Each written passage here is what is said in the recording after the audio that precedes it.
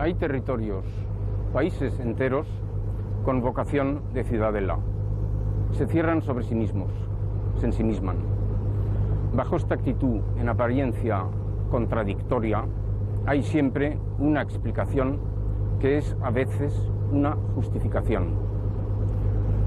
Basta profundizar para encontrar un conflicto étnico, cultural o religioso, o simplemente ese divorcio entre geografía e historia que está en el origen de la mayor parte de los conflictos políticos. Tal es el caso de las islas del mar de Andamán y el de Birmania.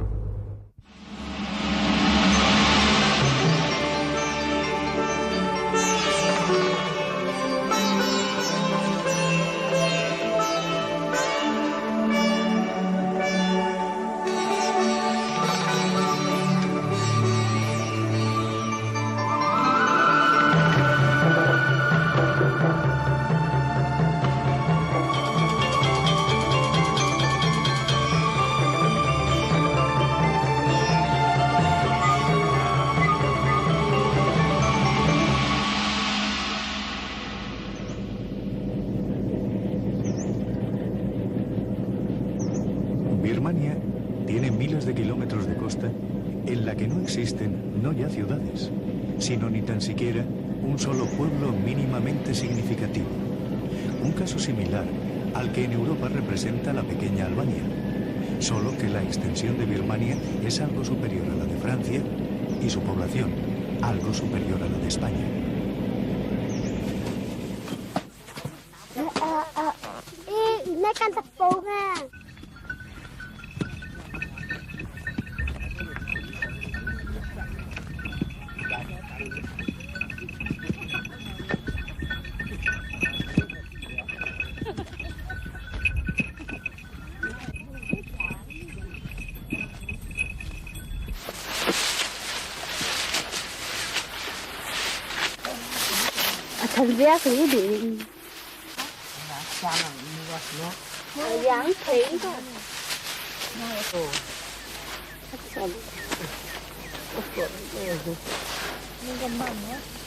El hecho de que Birmania mire más al interior que al exterior, de que sea uno de los países del mundo que vive más replegado sobre sí mismo, hay que atribuirlo fundamentalmente a un factor religioso, el budismo, que es a la vez cultural y moral, y que, como veremos, impregna e informa, hasta en los menores detalles, la vida cotidiana de sus habitantes. El aislamiento de Birmania no se debe, por tanto, a la existencia de presuntas fronteras naturales. Al contrario, sus primeros pobladores pertenecían al mismo grupo que habitaba en las islas Andamán y en la península malaya. Y la población actual, por su parte, procede principalmente del Tíbet, pero también de China, los Chan.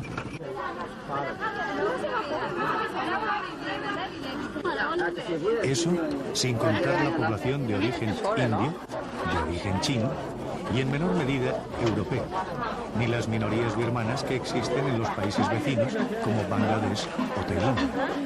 En la práctica, el país vive en malas relaciones con casi todos sus vecinos. Consciente de esa singularidad birmana y deseoso de romper al mismo tiempo con un pasado reciente que hizo de Birmania un juguete de los japoneses que la invadieron o de los ingleses que la unieron a la India, el gobierno actual ha cambiado el nombre histórico del país por el de Myanmar, que en birmano significa rápido y fuerte. Un nombre que es toda una declaración de principios. En un país occidental, el cambio hubiera sido acogido tal vez con sorna. En Myanmar, por el contrario, ha obtenido una amplia aceptación.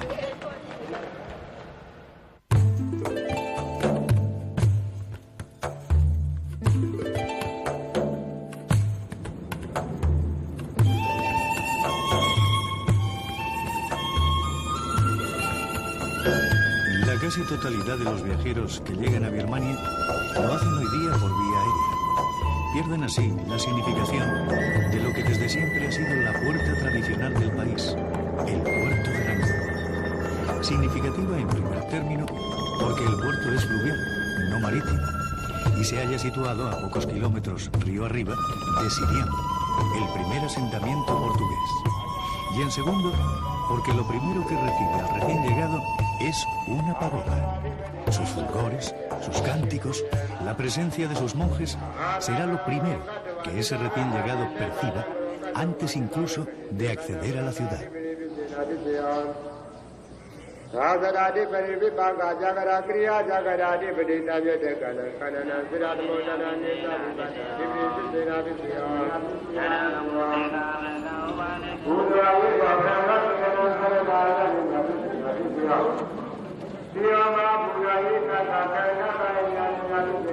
Semejante recibimiento sugiere el encuentro con una ciudad diferente, y Rangún lo es.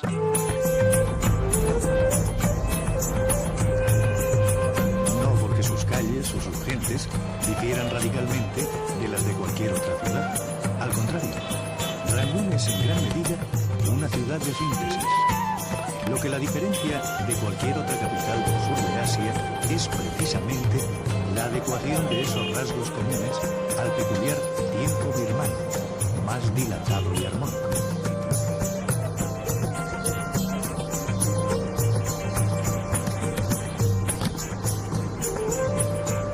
En ese sentido, la joven nación no se ha forzado a inventar su propia arquitectura, sus propios monumentos. Los edificios públicos o privados, centros oficiales, bancos, hoteles, proceden fundamentalmente del periodo colonial. Lo que se ha hecho es simplemente adaptarlos al ritmo de vida propio de la sociedad birmana.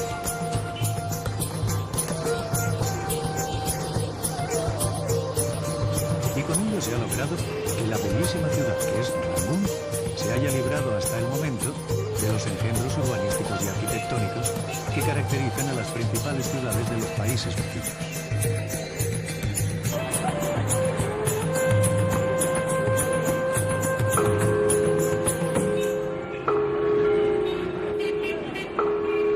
El centro comercial se halla ocupado en buena parte por birmanos de origen indio, dedicados como es tradición a la venta de tejidos, además de otras artesanías.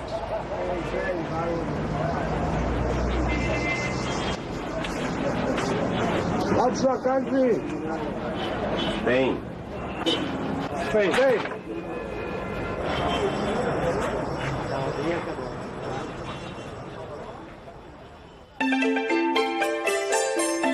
Junto a ese distrito, el barrio chino. Con su característica especialización en farmacia, gastronomía y salones de belleza.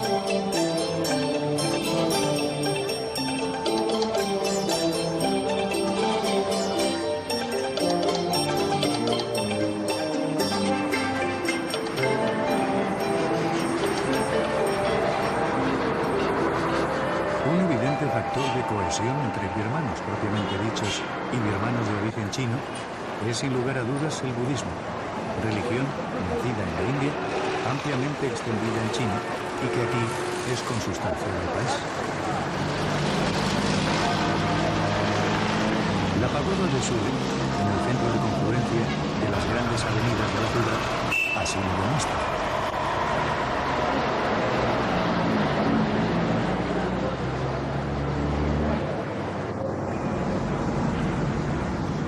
Y otra expresión externa de esa cohesión, el tradicional atuendo birmano. La chaqueta, china. La falda, india.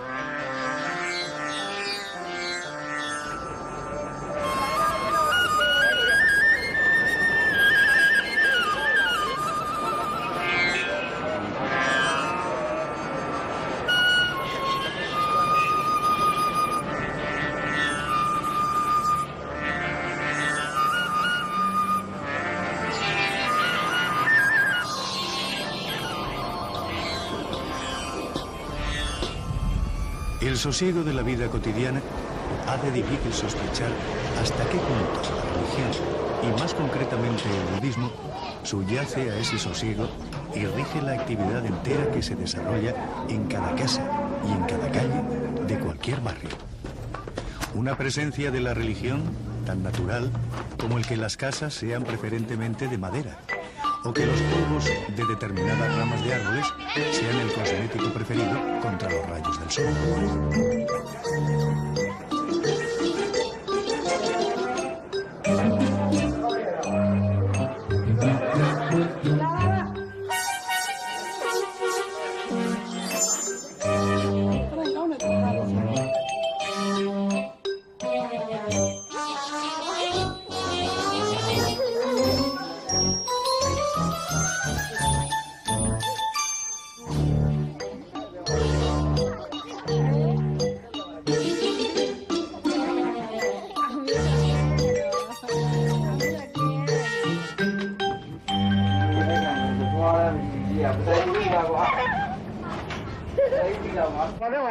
El dinero que constantemente se recauda con el fin de sufragar los gastos derivados del culto constituye un inmejorable termómetro del fervor popular. Solo el termómetro. El culto no es más que la manifestación externa de un modo de vida esencialmente inspirado por el budismo. Todo birmano, en la práctica, ha sido alguna vez novicio budista, y esa experiencia está destinada a ser la gran experiencia, especialmente la primera vez, en la infancia.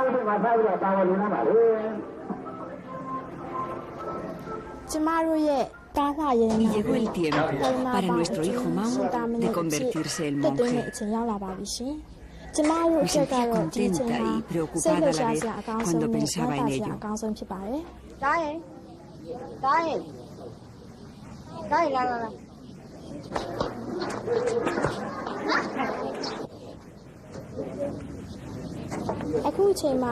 Mi marido y yo no le hablábamos de otra cosa. A sus 7 años teníamos que hacerle comprender el significado de hacerse monje.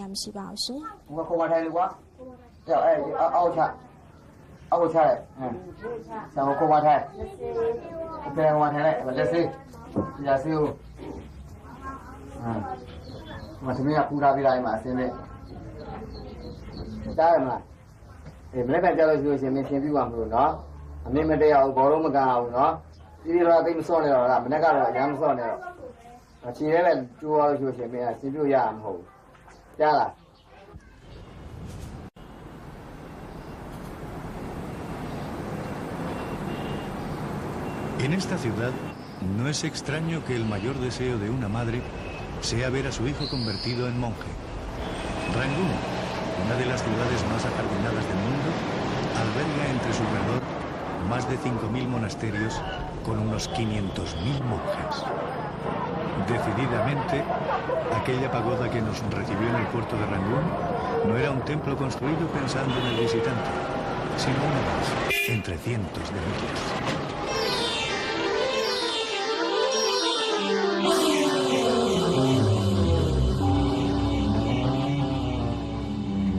Al igual que en Ceilán, la escuela budista dominante es la Hinayana o budismo del sur, distinta a la Mahayana, o budismo del norte, que floreció en China, Japón y Corea. Para estos, el individuo debe buscar el nirvana no solo para sí mismo, sino también para llegar a ser un iluminado capaz de guiar a sus semejantes. Para los seguidores del Hinayana, el individuo no puede aspirar más que a su propia inspiración.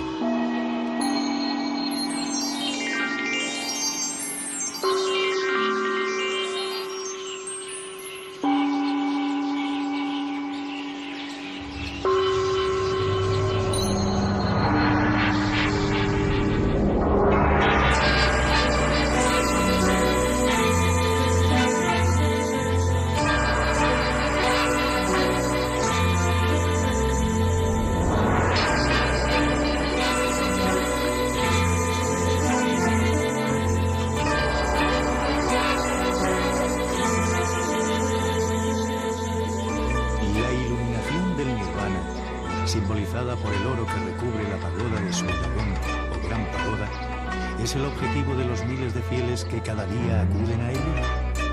Probablemente. Probablemente el objetivo es algo que dejan en manos de los monjes y monjas. Ellos acuden simplemente a realizar las preces que mejor propician la feliz solución de los problemas diarios inherentes a su única certidumbre, su actual existencia.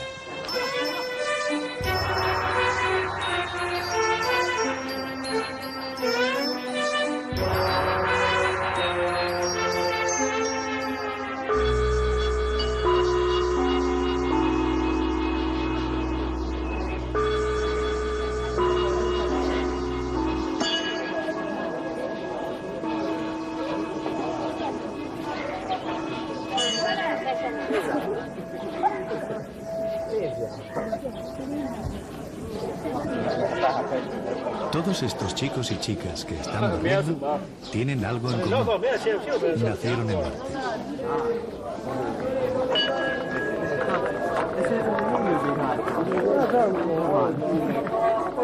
Mañana barrerán los voluntarios que nacieron en miércoles.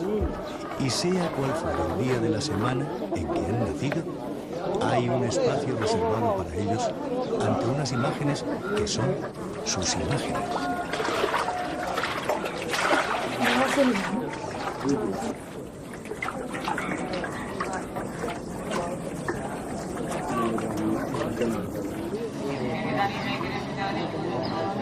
La afluencia de fieles es en todo momento inmensa.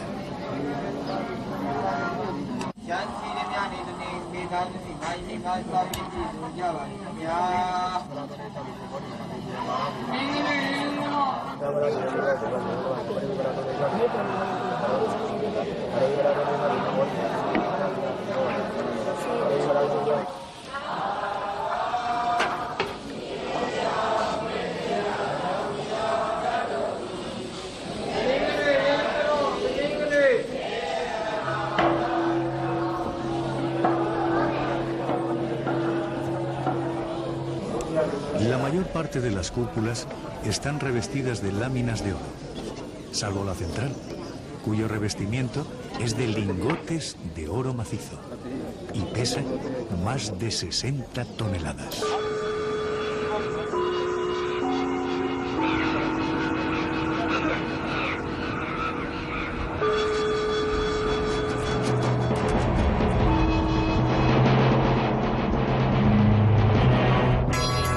La cúpula de Sueranón es visible desde toda la ciudad.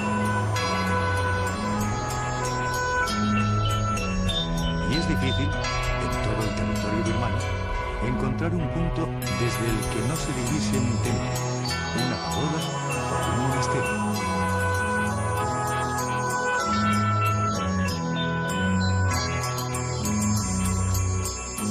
En el total del país, el número de monjes y monjas pasa de los 5 millones, casi una octava parte de la población.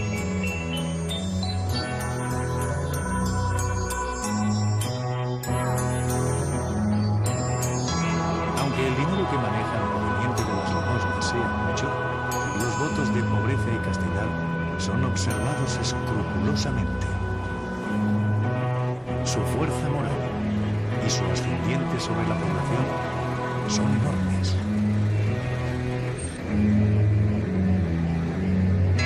Y es en esa comunidad en la que va a entrar temporalmente nuestro pequeño Mao.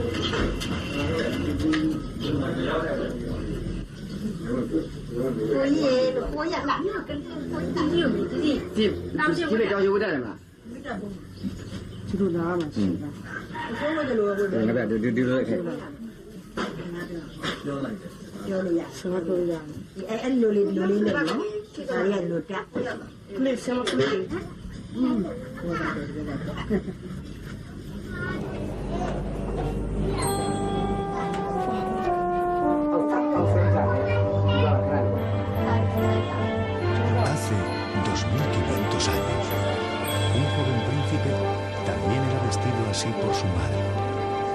El padre del niño había vuelto a palacio después de 7 años de ausencia. Ya no era el príncipe Siddhartha, sino el propio Buda. Y el niño fue a su encuentro para reclamar su herencia. Y Buda dijo a su hijo: el príncipe que salió de este palacio desapareció para siempre.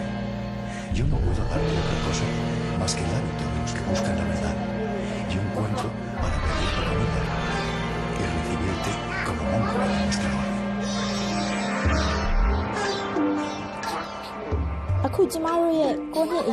Nuestro niño iba a recibir la misma herencia que Buda dio a su propio hijo hace 2500 años. Iba a ser del linaje de Buda.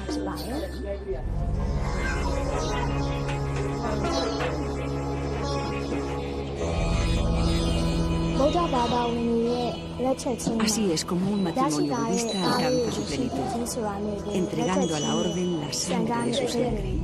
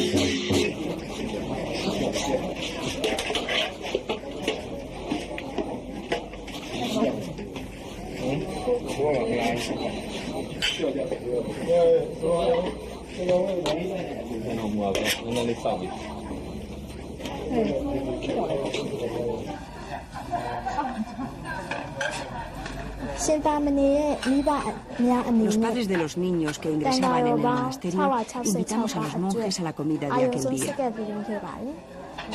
Es inolvidable para mí aquella visión de los monjes compartiendo nuestra comida.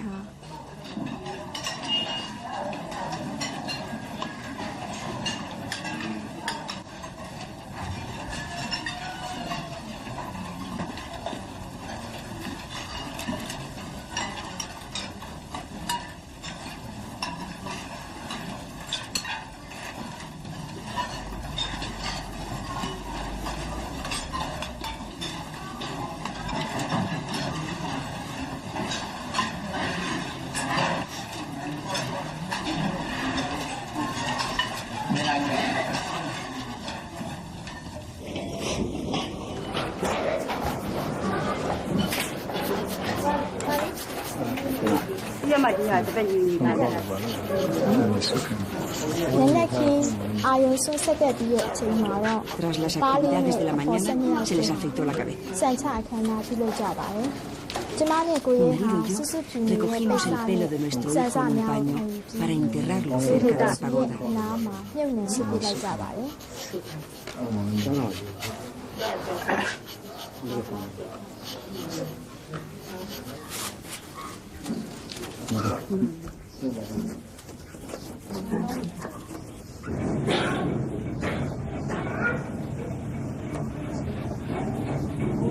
Por fin los niños fueron llevados ante la comunidad y ante el monje que iba a ser su maestro. Por su hábito enrollado, pidieron permiso formalmente para entrar en la orden.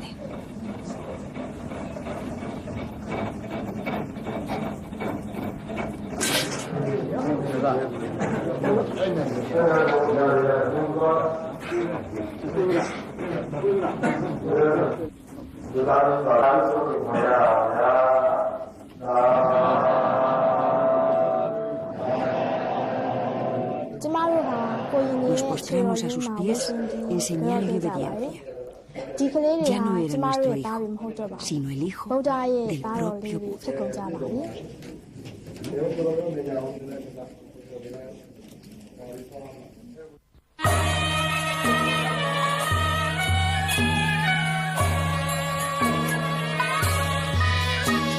La capital política de Birmania, anterior a la presencia colonial británica, y anterior, por tanto, a Rangún, fue Mandalay.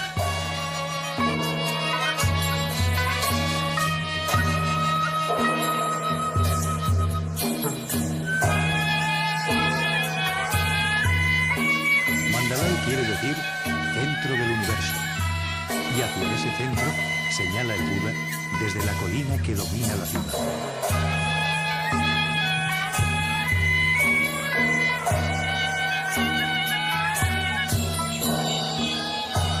Más cerca de China que del mar, situada en la antigua ruta de la seda, su importancia en el pasado es visible aún hoy. Nada tendría de extraño que volviese a recuperarla en el futuro. La imagen emblemática de ese poder político paralelo religioso ya existe. El recinto del antiguo Palacio Real, que con sus resonancias de ciudad prohibida, expresa una decidida vocación en este sentido. Los 4 lados del perímetro corresponden a los 4 puntos cardinales y sus 12 puertas de acceso a los 12 signos del zodíaco. Los edificios actuales son réplica de los destruidos cuando la ocupación japonesa, que al ser de madera, ardieron por completo.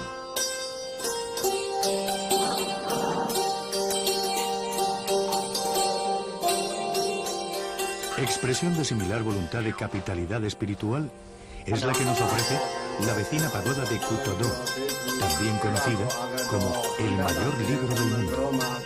Ello se debe a que en el interior de su recinto se agrupan 729 pequeños templetes en los que, sobre lápidas de mármol, se halla esculpida la totalidad del canon budista. Se calcula que su entera lectura, templete por templete, tomaría no menos de 6 meses.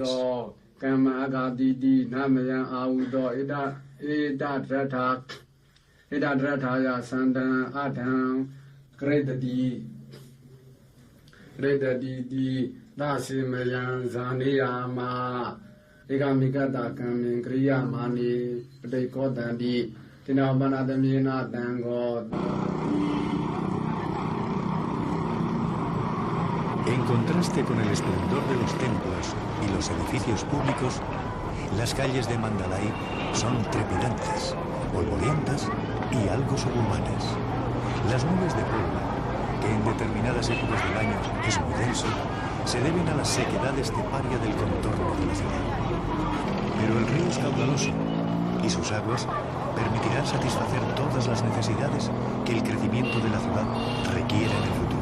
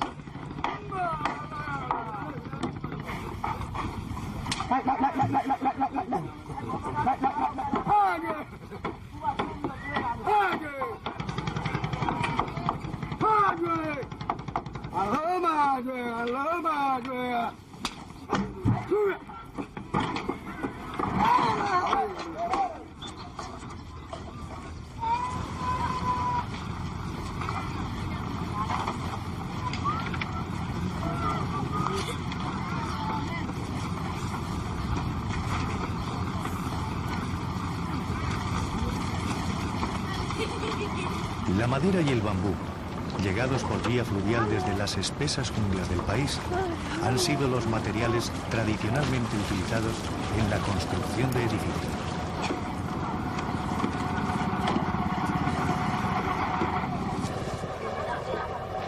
En el pasado, una buena parte de los monasterios también se construían íntegramente con madera.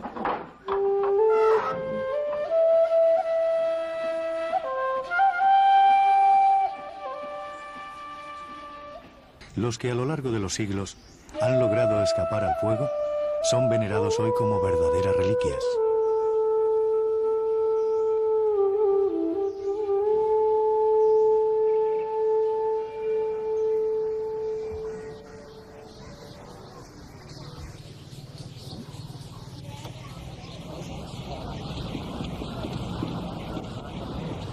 El riesgo de incendios, incrementado por el uso de carburantes domésticos antes desconocidos, ha contribuido al abandono de las técnicas tradicionales de construcción. Y hoy, para hacerse una idea de cómo era Mandalay en el pasado, no queda otro remedio que visitar los suburbios de la ciudad o los pueblos de los alrededores. En Birmania, hasta el presente, el ladrillo estaba reservado para la construcción de edificios de carácter sagrado.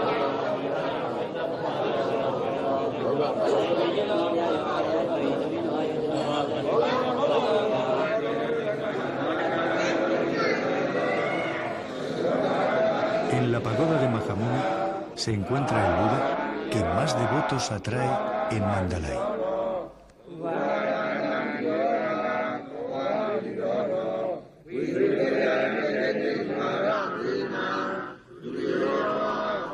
La imagen, vinculada por la tradición al propio Gautama, ve crecer de año en año el espesor de oro de la base en la que se halla asentada. Los fieles aportan las láminas de oro y los servidores del templo se encargan de adherirlas de inmediato.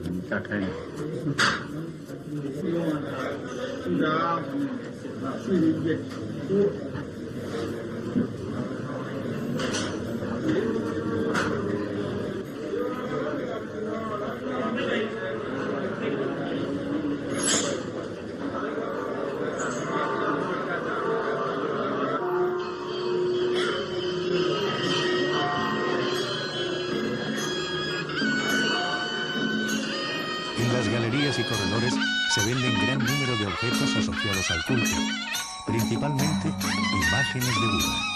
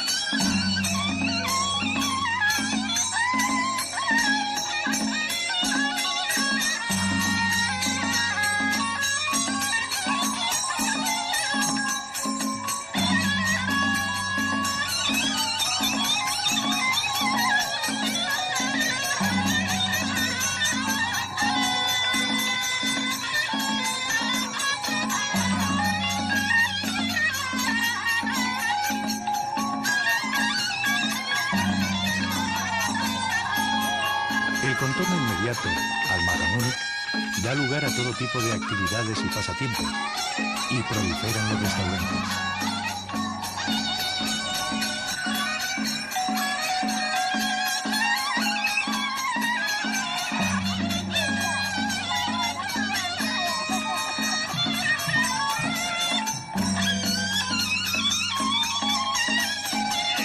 También en torno al templo se agrupan talleres y más talleres de escultura, cuya producción tiene un solo protagonista, Buda.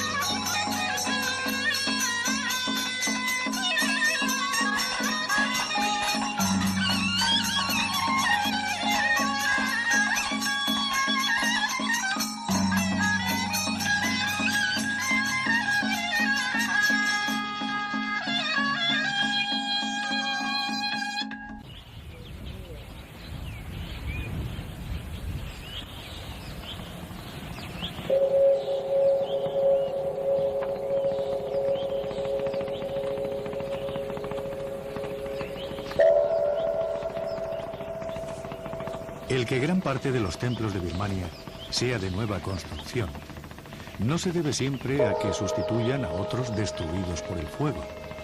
En algunos casos es así, pero en otros se trata de templos sencillamente nuevos.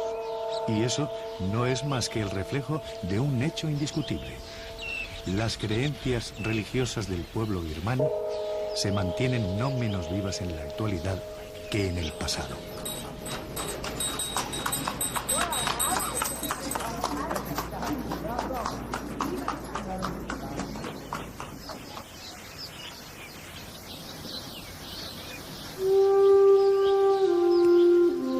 Los dos hilos conductores que históricamente han relacionado a Mandalay y a otras ciudades de Birmania con el resto del mundo son el budismo y la ruta de la seda.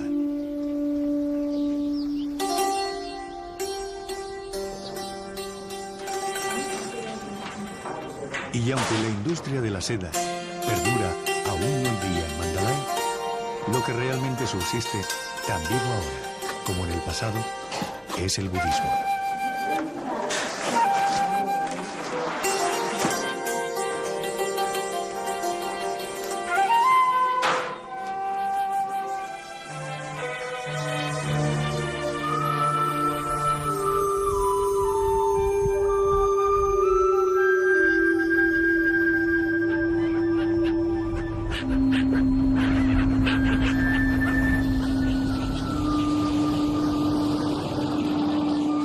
La sensación de ingravidez que con frecuencia ofrece el paisaje birmano, como si todo levitara en la distancia, tiene su más perfecta expresión en el lago Inle.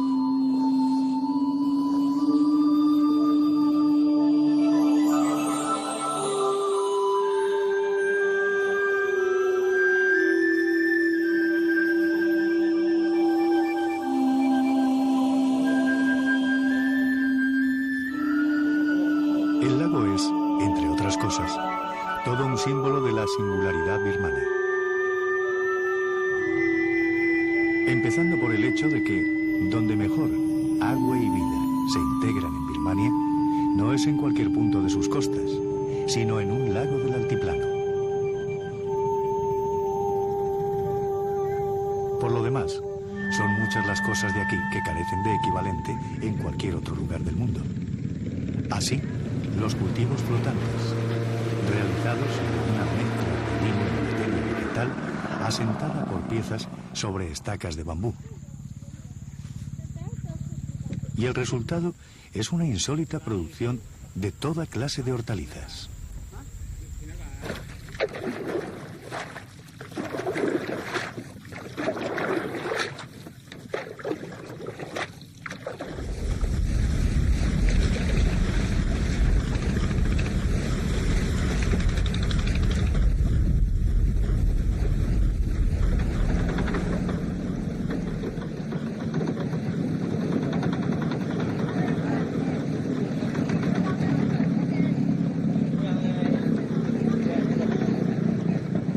Si las casas y los cultivos son flotantes, también lo son la mayor parte de actividades colectivas que aquí se celebran, especialmente en el mercado, donde, se diría, Cada vecino es a la vez comprador y vendedor, sea de vegetales, pesca o las más diversas muestras de artesanía local, no menos característica que el resto de cuanto en esta zona se produce.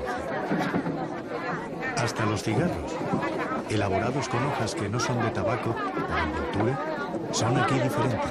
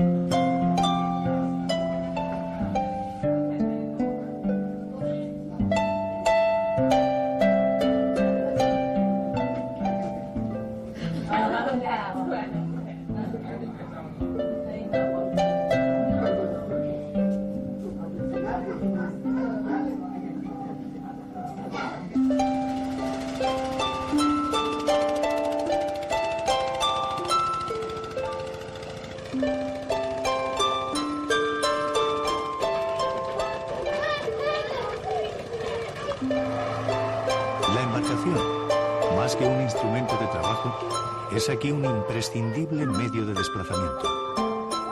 Propulsada por un motor o por remos movidos con los brazos o con el pie, las canoas se han convertido en un obligado instrumento de relación para los hijos del lago, que es como se llaman a sí mismos los habitantes de origen Shan que pueblan sus aguas.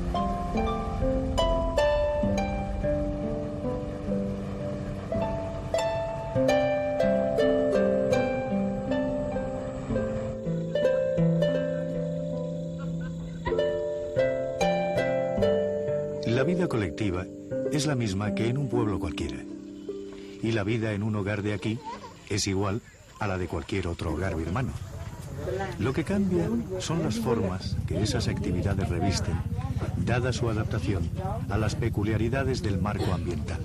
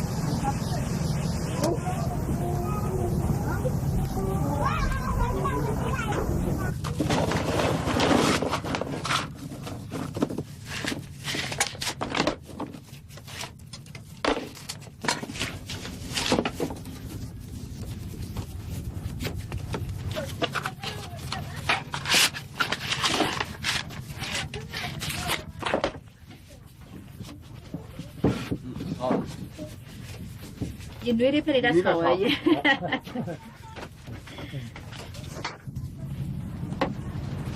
Cái sự nhớ thì ta mua, ta yêu mà.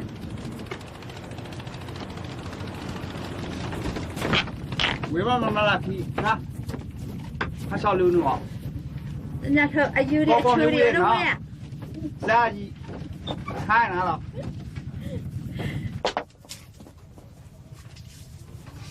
အဲ့ခါကျရင် online ရဲ့ဦးလေးကအေးလာပြီးဟေးပါညာနဲ့ဆိုပြော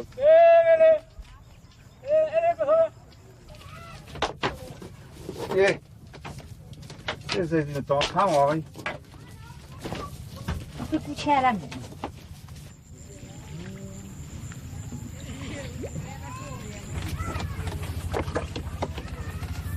上来都，兄弟，你是你公民吗？啊。还公民啥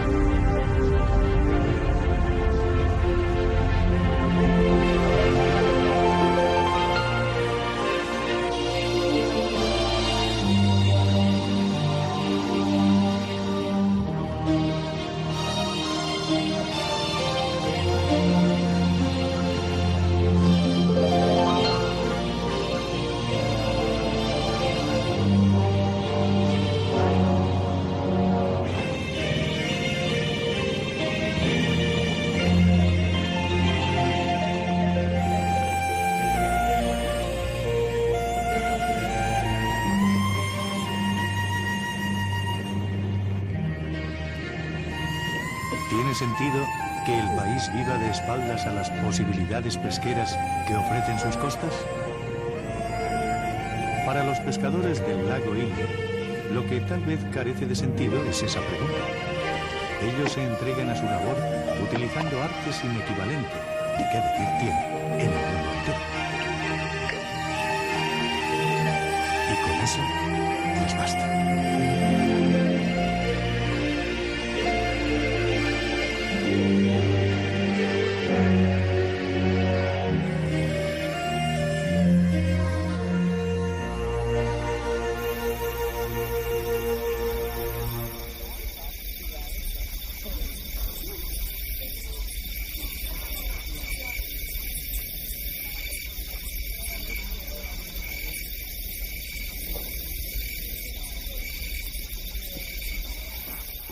En Pagan, primera capital histórica de Birmania, la única industria tradicional que subsiste es la de la laca.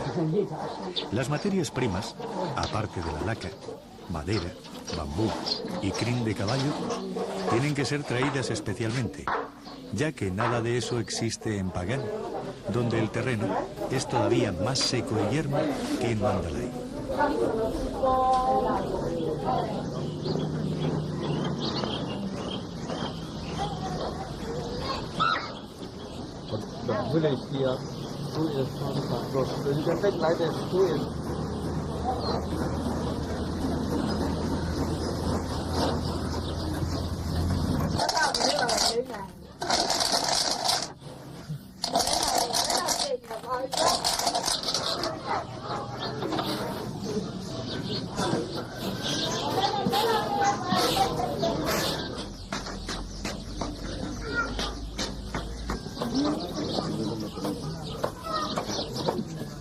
Tampoco puede hablarse hoy de Pagan como de una ciudad propiamente dicha.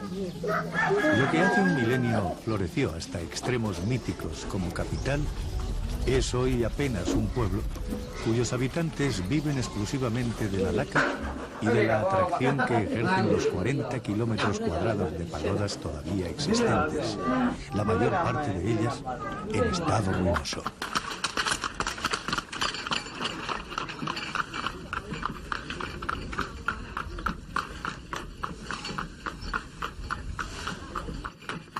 El paisaje desértico y estepario parece haber ejercido siempre, a lo largo de la historia, una especial fascinación sobre la sociedad birmana. En el caso de Pagan, a tal fascinación se unen dos factores que explican su origen: la ruta de la seda y la gran concentración ya entonces existente de estupas y pequeños templos construidos por monjes budistas entregados a la vida eremítica.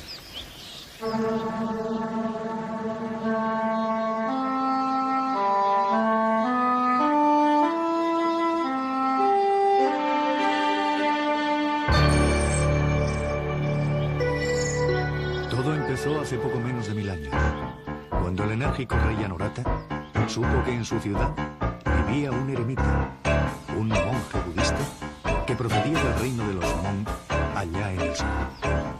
La vida de los eremitas de entonces no difería probablemente demasiado de la que hoy día siguen llevando los monjes ermitaños que se entregan a la meditación en sus cuevas.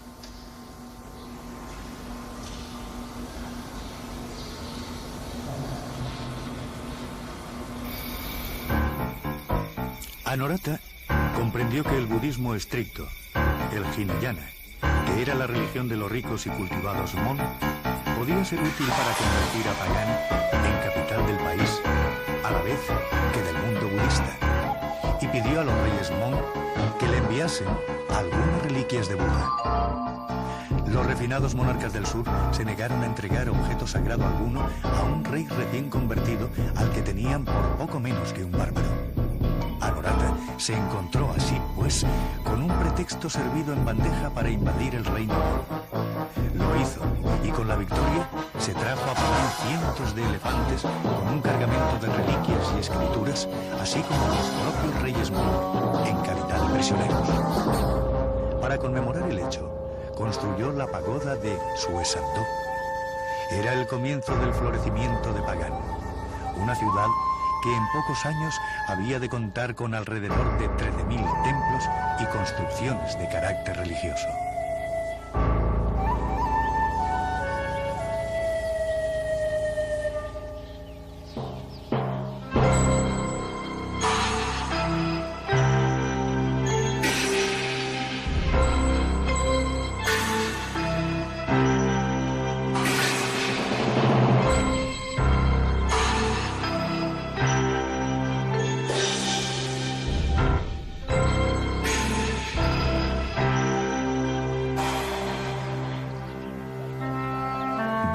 Después, Anorata empezó a construir la gran estupa de Suesigon.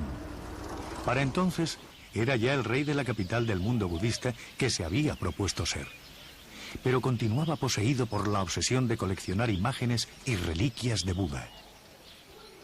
Y Suesigon era el templo que debía albergarlas.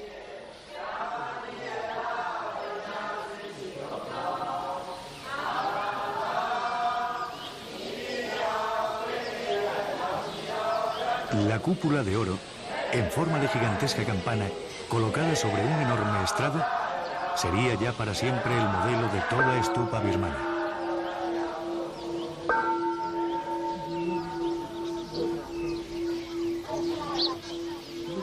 Pero Anorata no vería terminada su obra. 12 años después de su muerte, la gran estupa sería inaugurada por el tercer rey de la dinastía, con quien el esplendor de Pagan había de alcanzar su momento culminante. A él se debe la pieza maestra de la arquitectura birmana de la época, el Templo de Ananda.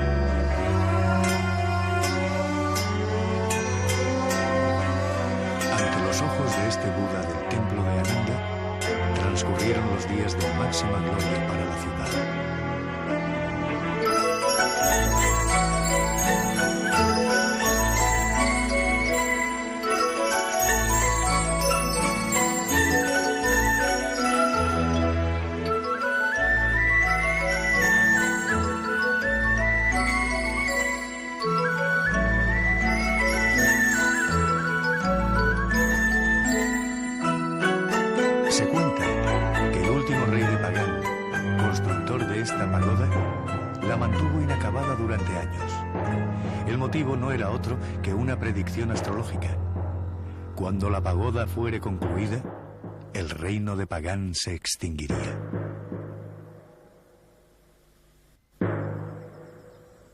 Con los años, no obstante, el mismo monje astrólogo que había formulado la predicción sugirió al rey que la terminase.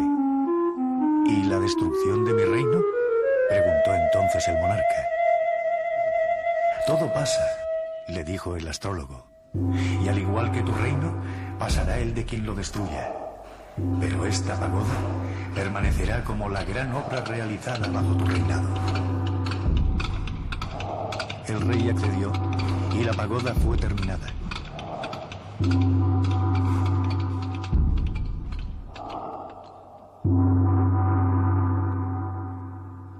10 años después, Kublai Khan destruyó el reino de Pagan y la última pagoda sigue efectivamente en pie. Pocas leyendas hay que ilustren tan a la perfección la identidad del pensamiento budista.